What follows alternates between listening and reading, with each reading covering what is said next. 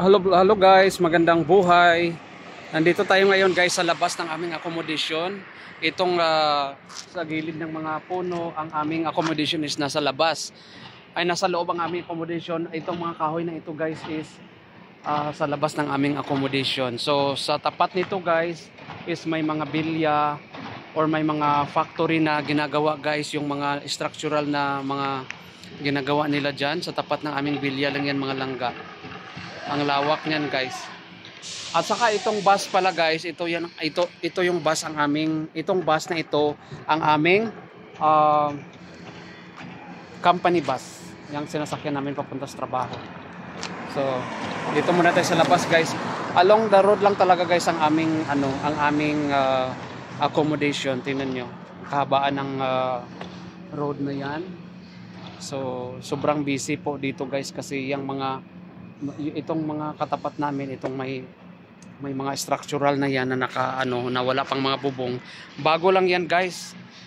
Aywan ko kung anong ilalagay nila diyan, parang warehouse siya guys or parang factory na ginagawa nila. No, yan 'yon ang nila na mga factory. So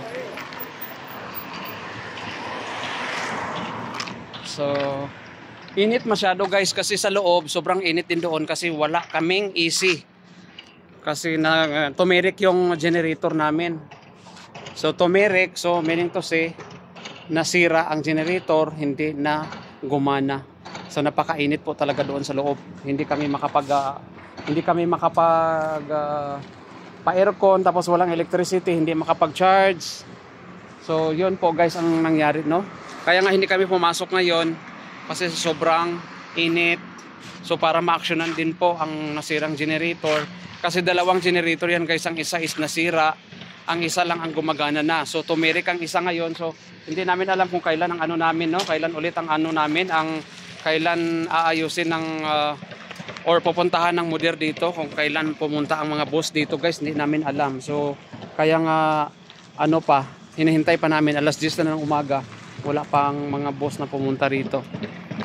So, hintay-hintay lang, baka sakaling mamaya-maya is pupunta dito ang boss at masolusyonan yung problema namin. Hindi ka makatulog guys, kahapon niya nag-umpisa.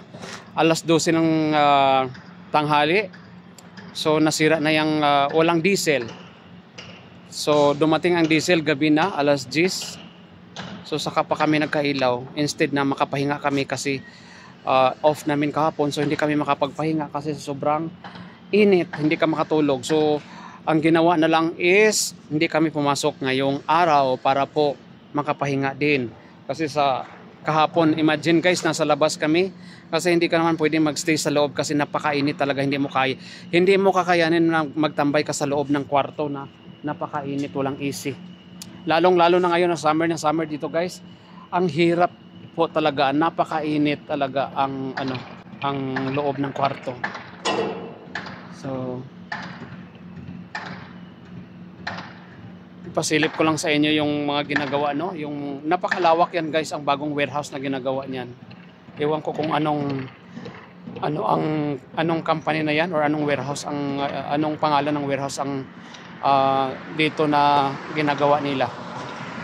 No? So yan lang siguro ang konti kong vlog. Salamat. Sana suportahan nyo ako sa aking YouTube channel. At bye-bye at magandang buhay. Thank you for watching.